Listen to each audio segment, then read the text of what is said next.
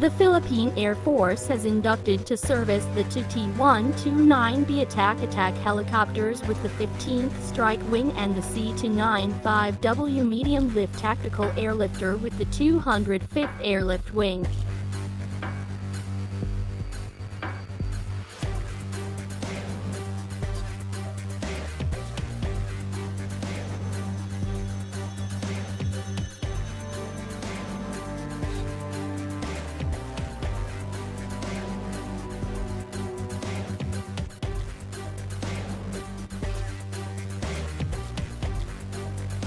All three aircraft were delivered to the Philippine Air Force and arrived in the last 2 months.